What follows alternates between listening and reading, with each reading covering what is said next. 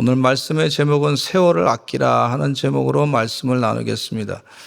에베소서 말씀을 읽다 보면은요, 이 옥중에서 사도 바울이 쓰신 말씀인데, 종말론에 대해서, 종말 마지막 때다. 지금이 말세 마지막 때다. 하나님께서 곧 주님이 오신다. 이런 믿음을 가지고 쓰신 말씀이에요. 근데 그 말씀 가운데 지혜 있는 자가 어떤 사람이냐 하면 세월을 아끼는 사람이에요. 어리석은 자처럼 행하지 말고 지혜 있는 자처럼 행해서 세월을 아끼라. 이렇게 말씀해 주고 있어요. 주의 은혜 가운데 세월을 아끼고 사시는 하나님의 종들이 되시기를 간절히 축원합니다.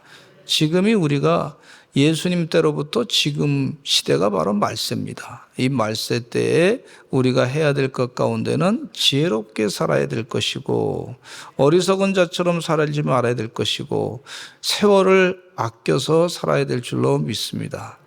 하나님 지혜 주셔서 세월을 잘 하나님이 주신 시간을 잘 감당하게 하여 주시옵소서.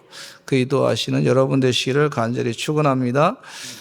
하루에 24시간 누구에게나 다 주어주고 있어요. 또 일주일에 7일이라고 하는 시간을 누구에게나 다 주어주고 있는 것을 볼 수가 있고 12개월 365일을 누구에게든지 다 크로노스의 시간을 다 주고 있어요. 그냥 연장되는 그런 시간을 다 주어지고 있는데 우리 예수 믿는 사람은 이 크로노스의 시간, 연장되는 시간을 이제 의미 있는 시간으로 바꿔야 될 줄로 믿습니다. 그게 카이로스의 시간이에요. 카이로 시간. 구원의 시간인 것을 볼 수가 있어요. 구원의 시간. 따라서 하시죠. 구원의 시간. 그래서 의미 없이 그냥 흘러가는 시간이 아니고 의미 있는 구원의 시간으로 살아야 될 줄로 믿습니다. 예수 믿는 사람들은 더 그렇게 간절하게 생각하면서 살아야 될 줄로 믿습니다. 의미 있는 시간, 생명의 시간, 영생의 시간, 구원은요, 영생과 꼭 연결이 되어 있습니다. 예수님이 주신 시간, 영원한 시간으로 살아가는 삶이 되어야 될 줄로 믿습니다.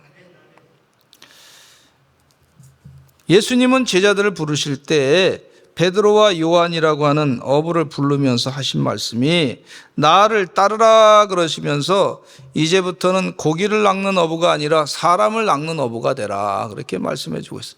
이게 얼마나 중요한 의미인지 몰라요. 여러분 사람을 낚는 어부로 살아가시기를 간절히 축원합니다. 이 사도 바울은요 이 사실을 알면서 하나님 우리에게 전도할 문을 열어 주시옵소서 기도했던 걸 볼 수가 있어요.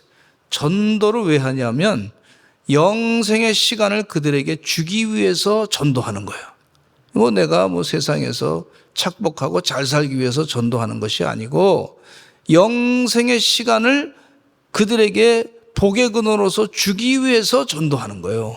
사람 낚는 어부의 영적인 의미의 시간을 사시는 여러분 되시기를 간절히 축원합니다. 우리 교회에서도 열심히 전도합니다. 여러분 아무리 많은 재물을 쌓아두고 있다고 해도 그것보다 더 소중한 것은요 한 영혼을 살리는 것이 더 소중한 줄로 믿습니다. 재물은요 이 땅에 사는 동안에 육신으로 사는 동안에 좀 필요해요. 그러나 그것은 영원히 우리를 먹고 살게 해주지 못하는 것을 볼 수가 있어요. 오직 예수 그리스도로만 우리가 영생의 삶을 사는 줄로 믿습니다. 할렐루야. 아마 성경 말씀에 돈 많이 있는 사람이 영원히 산다 그러면 아마 성경 말씀에 돈을 많이 벌어라 그랬을 거예요. 그죠? 다른 사람 거 뺏어가지고 돈 많이 벌어가지고 영원히 살아라 이렇게 했을 거예요. 근데 이 세상의 재물은 그것은 영원히 살게 할 수가 없다고 하는 것을 분명하게 성경에 말씀해 주고 있고 오직 예수 그리스도로 말미암아 예수님이 나의 구세주십니다. 예수님께서 내 죄를 사해 주셨습니다. 내가 예수님으로 말미암아 영생을 삽니다. 이렇게 고백하는 사람에게 이 영원한 시간이 주어지는 것을 볼 수가 있어요. 그래서 우리가 그냥 흘러가는 시간이 아니라 영원히 사는 구원의 시간으로 우리가 살아가야 될 줄로 믿습니다. 그것이 카이로스의 시간이다. 히라보로 그렇게 구원의 시간이다 말씀해 주고 있어요. 예수님이 이 땅에 오신 이유가 있어요. 우리 보고 돈 많이 벌어서 살게 하기 위해서 오신, 물론 그것도 하나의 일편 필요한 것일 수 있어요. 몸이 아픈 사람에게 하나님께서 치유시켜 주시는 것도 일편 도움이 될 수 있지만은 결국은 예수님이 오신 중요한 목적이 뭐냐면 시간을 우리에게 선물로 주시기 위해서 오셨어요. 영생의 시간을 선물로 주시기 위해서, 그것이 구원이란 말이죠. 주의 은혜 가운데 예수 믿으면 구원의 기쁨을 누리게 되는 줄로 믿습니다. 육신의 장막으로 삶이 끝나는 것이 아니라 영생의 시간을 믿고 영생의 시간으로 우리가 구원의 시간, 그 기쁨의 시간으로 살아가게 되는 줄로 믿습니다. 할렐루야. 여기 우리 서산제일감리교 성도들은 다 영원한 시간, 구원의 시간, 카이로스의 의미 있는 시간으로 살아가는 줄로 믿습니다. 또 이 시간을 우리 주변 사람들에게 구원의 기쁨을 잘 전하시기를 간절히 축원합니다. 영적인 교훈을 오늘 말씀 가운데 깨우쳐 주시는데, 사도 바울은 에베소 교회 성도들에게 지혜 있는 자같이 해서 세월을 아끼라 그랬어요. 근데 첫 번째는요, 시간은요 화살과 같다 그랬어요. 화살과 같다. 화살과 같이 그냥 빨리 날아간다 그랬어요. 아마 이 시간은 총보다 더, 만약에 총이 옛날에 나왔으면 총보다 더 빨리 갑니다, 아마 이렇게 얘기했을 것 같아. 시간이 아마 미사일보다 더 빨리 갑니다, 뭐 그랬을 것 같아. 근데 시간을 표현하기를 화살보다 더 빠른 그런 시간이다, 그렇게 말씀해 주시고 있는 것을 볼 수가 있어요. 저는 어린 시절에 참 나이를 빨리 먹기 위해서 떡국을 꼭 2그릇씩 먹었던 기억이 있습니다.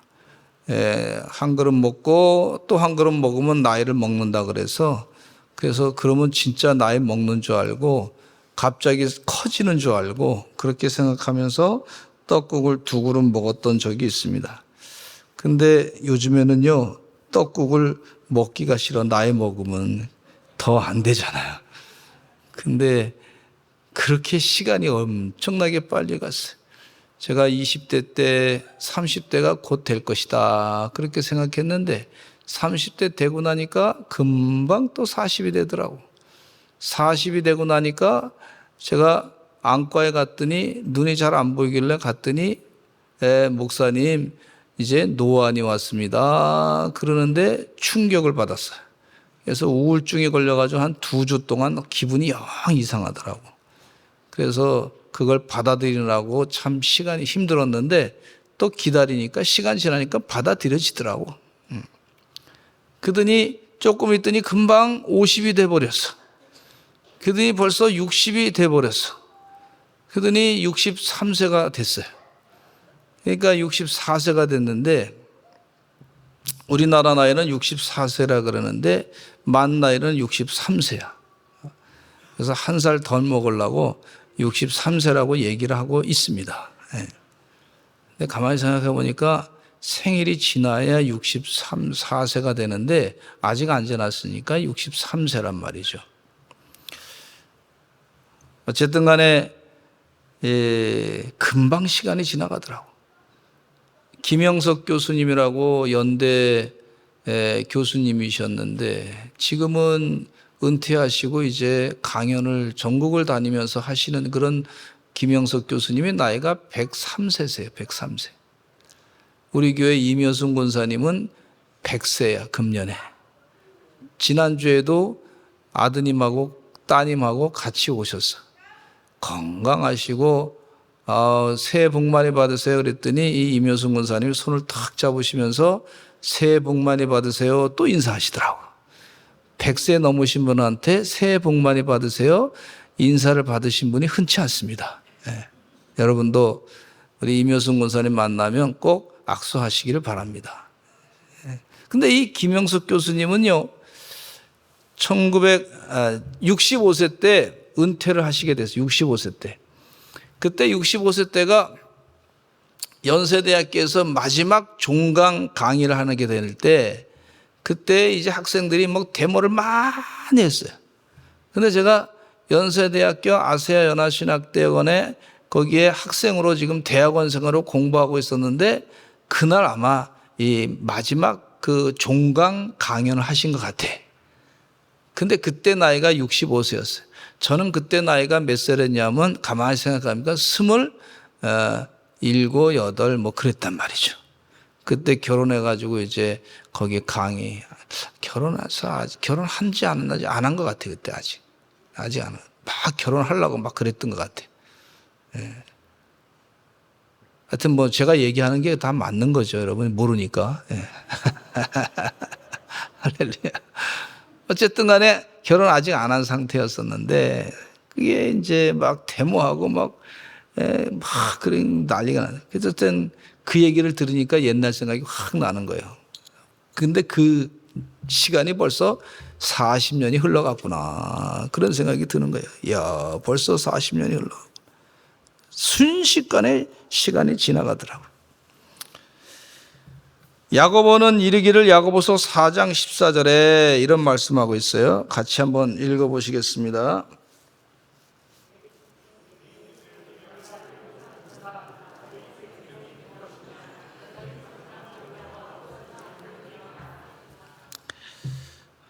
그러니까 너희는 잠깐 보이다가 없어지는 안개다 그랬어요.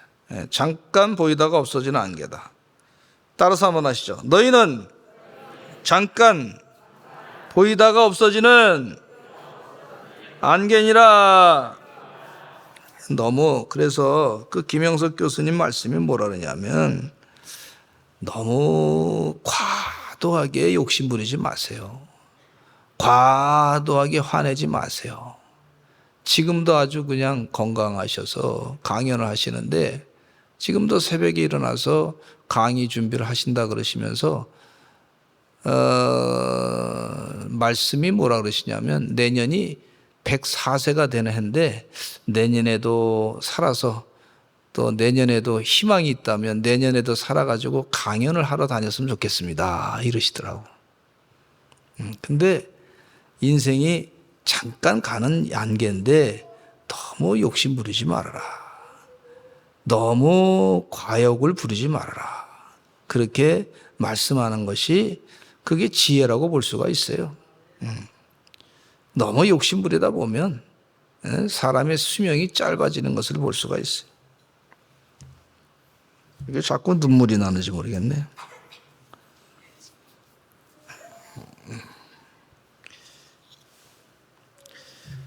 이 알렉산더 대왕도요, 인도까지 가가지고 세상을 정복하려고 그러다가 그 강에 빠져가지고 감기 걸려 죽었어요.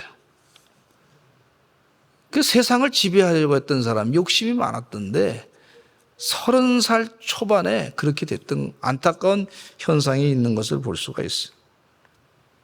시간이요, 참 빨리 지나갑니다. 인생이 허망하게 지나갈 수 있으니 주의 은혜 가운데 주신 시간에 대해서 하나님 세월을 아껴서 살기를 바랍니다. 그렇게 기도하시기를 간절히 축원합니다. 아멘.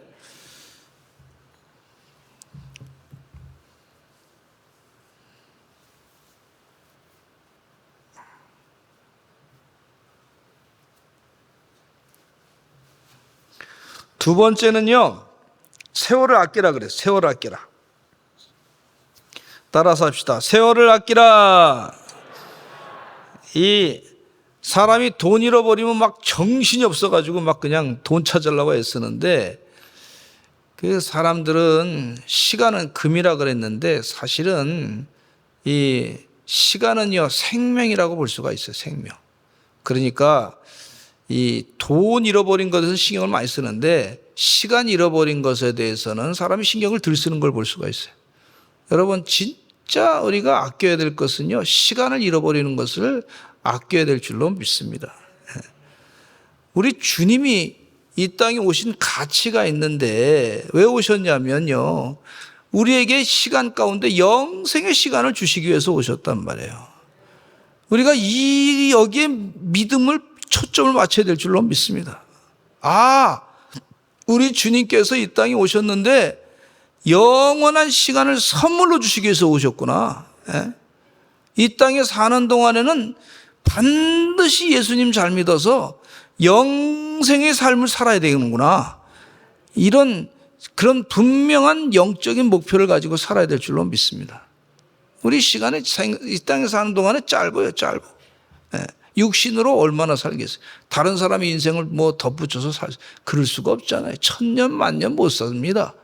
그러니까 우리 주님이 가르쳐 주신 대로 영생의 삶을 주님의 방법대로, 성경 말씀대로 예수 믿어서 구원을 받아 영생의 삶을 살아야 돼요. 요한복음 3장 16절에 정확하게 예수님이 말씀해 주고 있어요. 정확하게 말씀해 주고 있어요. 너무 귀한 성경 말씀의 주제되는, 이 성경의 주제되는 말씀이라고 볼 수 있을 정도의 말씀인데, 요한복음 3장 16절 읽겠습니다. 시작. 하나님이 세상을 이처럼 사랑하사 독생자를 주셨으니 이는 그를 믿는 자마다 멸망하지 않고 영생을 얻게 하려 하심이라 그랬어요. 이야, 예수 믿으면 멸망하지 않고 영생을 얻는다 그랬어요. 예수님께서 오신 목적을 분명하게 말씀해주고 있어요. 시간을 뺏기지 말라는 거예요. 그러면 예수 안 믿는 사람은 어떻게 되느냐? 멸망하고 영원히 살지 못한다는 거예요. 그게 얼마나 안타까우니.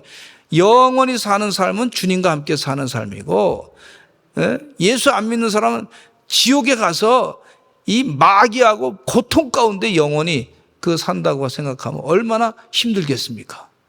우리 교회에 영원히 사는, 세월을 아끼는 그런 삶이 돼야 될 줄로 믿습니다.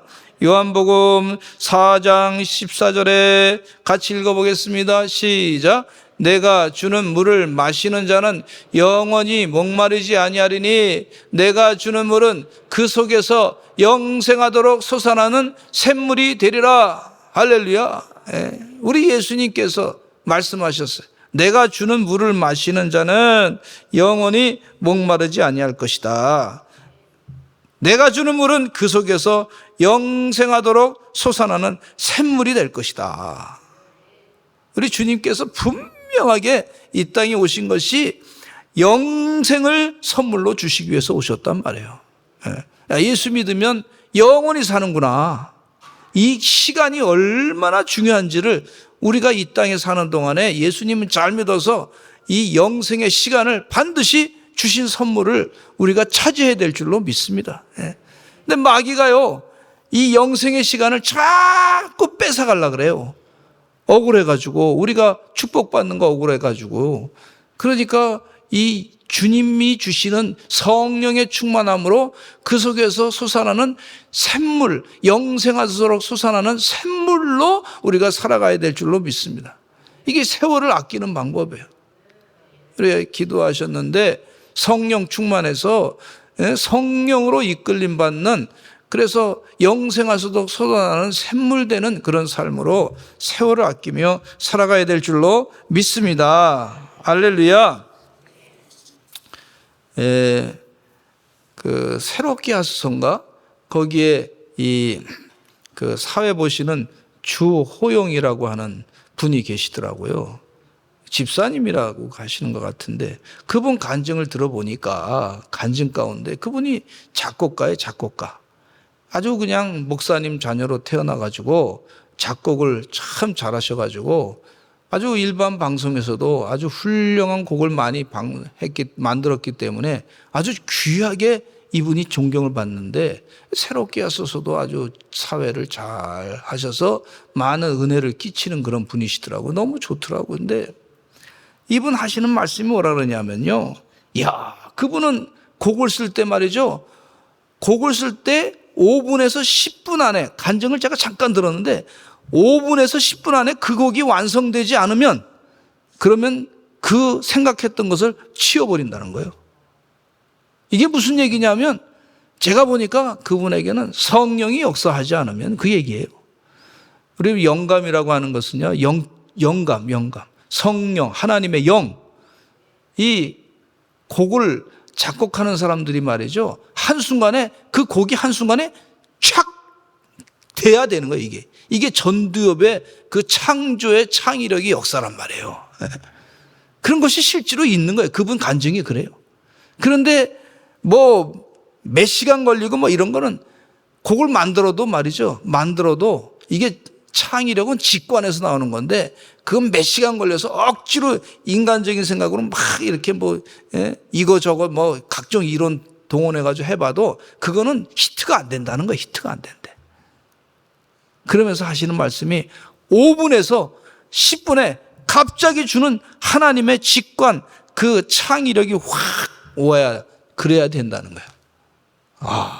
그 얘기가 맞는 얘기에만. 여러분, 우리가 성령 충만을 받을 때 맑은 영을 갖고 있을 때 맑은 영, 하나님의 영, 그럼 하나님의 뜻대로 살기를 바랍니다 했을 때 중요한 거 결정할 때요, 우리 주님께서 한순간에 확 말씀으로 들어올 때가 있어요. 아멘? 그래서 생수의 강이 넘치는 성령의 충만함으로 영원히 영생하도록 하는 그 샘물이 되리라. 저는 그런 역사가 있다고 봅니다. 저는 우리 교회 성도님들 이렇게 신방 다니다 보면 그런 체험들 하신 분들이 많이 계시더라고. 한번 얘기 풀어보기 시작하면요, 간증이 무수히 많이 나와. 얼마나 감사한지 몰라. 우리 주님께서 영생의 시간을 주시는데 세월을 아끼며 성령의 이끌림 받는 삶이 되시기를 간절히 축원합니다. 자꾸 하나님의 영으로 자기 마음을 바꾸시기를 간절히 축원합니다. 자꾸 하나님의 영으로 바꾸세요. 자꾸 뭐 내가 속상한 거 자꾸 내려놓으시기 바라고, 기분 나쁜 거 내려놓으시기 바라고, 김영석 교수님처럼 말이야, 내려놓고 괜히 뭐 너무 막 자기가 잘났다고 괜히 그 자랑하는 것도 다 내려놓고 하나님이 다 높여주시더라고요. 높여주셔. 아멘. 그렇게 사시는 주의 종들이 되시기를 간절히 축원합니다. 예수님께서는요, 이 땅에 오셔서 공생의 활동을 하시면서 바쁘게 사셨어요. 제자들에게 하신 말씀에 여우도 굴이 있고 공중의 새도 거처가 있을 때 인자는 머리 둘 곳이 없다고 하셨어요. 수많은 사람들이 예수님께 다가왔어요. 예수님은 사람들의 병을 고쳐주시고 말씀을 전해주시느라 쉴 틈이 없으셨어요. 피곤했습니다. 예수님은 쉴 곳이 없다고 했습니다. 그러나 열심을 다해서 바쁘게 사셔서 세월을 아껴서 공생활동을 하셨던 걸 볼 수가 있어요. 제가 존경하던 김호영 목사님, 저희 중매도 서주시고 또 저를 위해서 장학금도 대주셨던 왕십리교회 꽃제교회죠, 전신이. 네, 그 김영 목사님께서 전 세계를 다니면서 복음을 전하셨는데 부흥회를 다니면서 수많은 영혼을 깨우신 분이신데 설교 시간에 말씀하시기를 한번 이런 말씀하시더라고. 나 잠 좀 시컷 잤으면 좋겠다 이러시더라고. 너무 바쁘시니까 편안하게 잠을 못 주무셨던 것 같아요. 그 얘기 하시더라고. 어느 땐가는 과로로 인해 가지고 제가 신학교 다닐 때 보니까 이 구원하사가 오셔가지고 입이 비틀어져 가지고 이 목사가 설교하기가 참 불편하면 곤란하지 않습니까? 그러니까 이 목사님께서 기도원에 가서 기도 많이 하시고 이게 입이 다시 돌아왔어. 할렐루야. 그런데 그리고 그 체험하시고 나서 자기를 내려놓으니까 하나님이 다시 바꿔 놓으시고 그리고 또 그냥 부흥하는데 큰 은혜를 끼치는 역사가 있었던 것을 볼 수가 있어요. 요한 웨슬레이 목사님은 목회자는 늘 설교 준비하라고 했습니다. 이사갈 준비하라 그랬습니다. 죽을 준비하라 그랬어요. 88세에 소천하셨는데 죽을 때까지 열심을 다해서 세월을 아껴서 복음을 증거하셨던 것을 볼 수가 있어요. 주의 은혜 가운데 영혼을 살리기 위해서, 생명을 살리기 위해서, 죽어가는 영혼 살리기 위해서 그렇게 애썼던 우리 신앙의 선배님들의 모습을 보면서 우리도 열심을 다해서 세월을 아껴서 영생의 삶을 전하시는 구원의 역사를 이루시는 주의 종들이 되시기를 간절히 축원합니다. 할렐루야. 그리고 세 번째는요, 우리의 죽음을 대비해야 될 줄로 믿습니다. 따라서 합시다. 죽음을 대비하라. 이 육신의 죽음을 대비하고 살아야 되겠어요. 바로왕은 야곱에게 묻기를 당신은 누구입니까? 몇 살입니까? 그렇게 물었어요. 그랬더니 야곱이 바로왕한테 자기를 얘기하면서 하막 험악한 세월을 살았습니다. 어떻게 살았습니까? 뭐 그런 거 묻지 않았는데도 나이가 몇 살입니까? 물었는데 험악한 세월을 살았습니다. 아마 삶이 힘드셨던 것 같아요. 그럴 것이 자식들도 말도 안 듣고 또 삼촌 나반의 집에 가가지고 20년 동안 고생하면서 삼촌 나반에게 자기가 아버지 이삭을 속였던 것처럼 자기도 속임을 당했고 아주 삼촌 나반이 그 자녀들이 말이죠. 자기를 재산이 많아진다고 하는 것 때문에 기분 나빠가지고 뭐 속상했던 그런 일이 갈등이 있었던 그러니까 험악한 세월을 살았고 자식들이 또 말도 제대로 안 듣고 말이죠. 그렇게 또 요셉이라고 하는 자기 아들이 죽었다고 하는 얘기를 듣고서 얼마나 마음이 슬펐는지 몰라요. 또 그리고 자기가 사랑하는 아내 라헬이 베냐민을 낳다가 죽었단 말이죠. 그러니까 얼마나 속이 상하고 힘들었겠습니까? 험악한 세월을 살았습니다. 그랬어요. 그 인생길 사는 동안에 마지막에 가까웠음을 야곱도 그렇게 고백하고 계신 것을 볼 수가 있어요. 우리가 육신의 장막을 벗는 것에 대해서 준비를 하고 사시기를 바랍니다. 주님 오라 하시면 가겠습니다. 한번 따라 사실까요? 주님 오라 하시면 가겠습니다. 가겠습니다. 그러나 주님께서 아직 할 일이 남아있다고 생각하시면 열심히 내가 살겠습니다. 복음을 전하겠습니다. 열심히 다해서 살겠습니다. 이게 정말 이게 성숙한 신앙인의 자세야. 아유, 살기 힘들어요. 뭐 이게 아니고 주님 사시라 그럴 때까지 열심히 살겠습니다. 따라서 하시죠. 주님 사시라 그럴 때까지 열심히 살겠습니다. 그냥 부르시면 가겠습니다. 그렇게 하시고 죽음을 대비하고 사시기를 간절히 축원합니다. 뭐 우리가 살면서 교통사고도 나는 경우도 있고 우크라이나처럼 전쟁이 나는 경우도 있고 순식간에 말이죠. 뭐 사람들이 많이 죽는 경우가 있는 것을 볼 수가 있고 코로나로 인해서 사람이 목숨을 잃는 사람들도 있고 그런데 죽음을 대비해야 되는데 어떻게 대비해야 되냐면요. 예수님이 나의 구세주십니다. 내가 죽어도 이제 내가 분명히 주님과 함께 구원받아서 영생의 삶을 사는 자리에 분명히 들어갑니다. 이런 믿음을 갖는 것이 죽음을 대비하는 거예요. 어떤 사람은요, 예수님을 제대로 믿지 않다가 자신은 예수님 옆에 십자가에서 죽은 강도와 같이 죽는 순간에 주님을 영접하고 죽겠다고 하는 거예요. 얼마나 이게 위험한 생각인지 몰라요.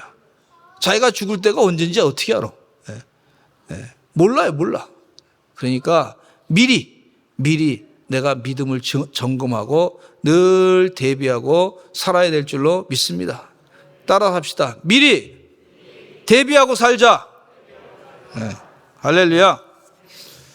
인터넷에서 얻은 자료인데 노벨상은요, 스웨덴의 화학자이자 산업가 알프레드 노벨이 남긴 유언에 따라 제정이 됐어요. 이분이 다이나마이트를 발명했어요. 아주 그래서 유명했어요. 마지막 유언은 그가 바로 죽기 전에 1895년에 11월 27일 파리에 있는 스웨덴인 노르웨이인 클럽에서 쓰여졌는데 그렇게 유언을 하기를 내가 그동안 재산을 가지고 사람들이 많이 죽었는데 다이나마이트 만들어 가지고 내가 이 버는 것 가지고 노벨상을 만들어서 인류 평화에 기여한 사람들을 줬으면 좋겠습니다 하고 그 유언했어요. 그런데 이분이 말이죠, 죽기 바로 전해 1895년 죽기 바로 전해쯤에 이때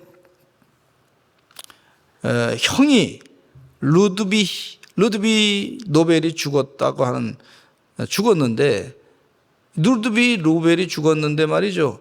이 신문에는 이 실수로 알프레드 노벨이 죽었다. 노벨상을 만든 사람이 죽었다 하는 기사가 실렸어요. 그러니까 거기에다가 뭐라고 썼냐면 그 기사가에 죽음의 상인이다 하는 기사 제목을 썼어요. 죽음의 상인. 그러니까 알프레드 노벨은 죽음의 상인이야. 다이너마이트로 사람을 전쟁 그 무기 만들어가지고 많이 죽였기 때문에 그래서 죽음으로 돈을 버는 사람이다. 그렇게 신문 기사에 난 거예요. 이야. 그래서 자기 자신을 돌아보니까, 인생을 돌아보니까 내가 많은 사람 죽이고 나는 돈 벌었다. 이게 뭐냐. 부끄러워가지고 그래서 노벨상을 평화로, 인류에게 평화를 주는 사람들에게 노벨상을 만들어야 되겠다.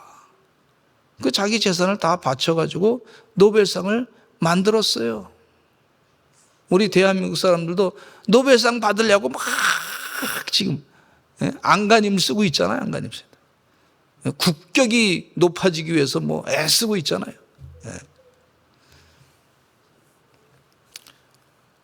록펠러라고 하는 사람도 자기 생을 바꾸는 계기가 있었는데 53세 되는 나이에 그는 알로피시아라고 하는 치명적인 병에 걸리게 됐어요.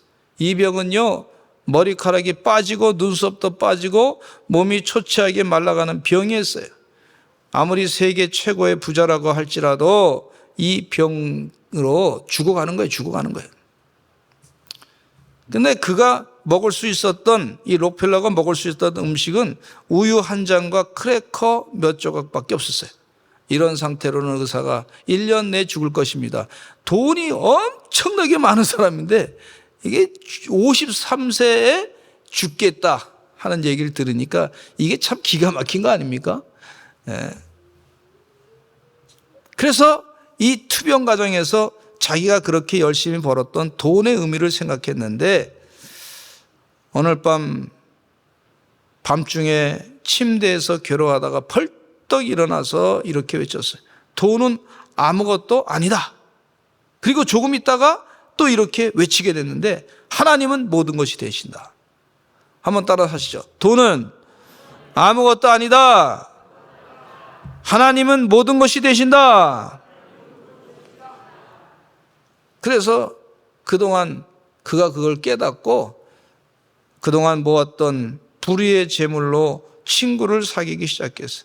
사실 록펠러도 재물을 얻기 위해서 말이죠. 다른 기업들을 막 죽이고 자기가 독점 기업으로 만들고 막 이런 어떤 정글의 세상의 기업의 정글 법칙을 사용해 가지고 많은 기업체를 죽이고 자기도 그냥 잘 살라고 그렇게 했던 사람이에요. 근데 이래서는 안 되겠다 해가지고 하나님의 뜻대로 물질을 바르게 써야 되겠다. 물론 이 록펠러 삶 가운데 또 비판받는 것도 많이 있습니다. 그러나 그가 행한 것에 대해서는 우리가 또 귀하게 여겨야 될 줄로 믿는데 좋은 점만을 좀 말씀드리고자 하는데 시카고 대학을 비롯해서 12개의 종합대학교를 세웠고 4,900교의 교회를 세우고 도왔어요. 아멘. 저는 우리 교회 성도님들이 축복을 받아가지고 5,000개의 교회를 세우는 인물이 나왔으면 좋겠습니다. 그렇게 될 줄로 믿습니다. 하나님이 도와주시면 하게 될 줄로 믿습니다. 우리 교회가 10,000개 교회 세우면 얼마나 좋겠어요. 하나님이 하신다 그러면 하는 거예요. 그래서 미국의 뉴욕에서는 수도값이 공짜예요. 공짜. 록펠러 재단에서 나오는 돈으로 전부 다 수도값을 공짜로 내준단 말이에요. 이야, 우리 예수 믿는 사람이 늘 여러 번 얘기했지만 서산의 수도값을 우리 서산제일감리교 출신이 이 은사 가운데 돈 많이 버는 은사를 받아가지고 100배의 축복을 받아가지고 1000배 만배 축복을 받아가지고 우리 서산시의 물값을 다 대주면 얼마나 좋겠어. 아멘 좀 크게 한번 두 손 들고 아멘. 아멘. 우리 자손 가운데 그런 사람이 나오기를 간절히 바랍니다. 하나님이 하시면 되는 거죠. 복의 근원 되라 그랬으니까. 그런 사람이 나오면 되지 뭐. 그리고 어느 또 시내에 있는 어느 도시에서는 버스 값을 전부 다 대주는 그런 역사가 있었으면 좋겠어요. 버스 값. 예. 아멘. 예. 그래서 대중교통 비용을 다 대주는 거예요, 그냥. 아멘. 예. 또 하나님이 하시면 됩니다. 할렐루야. 예. 그래서 죽음을 대비해야 돼요. 예.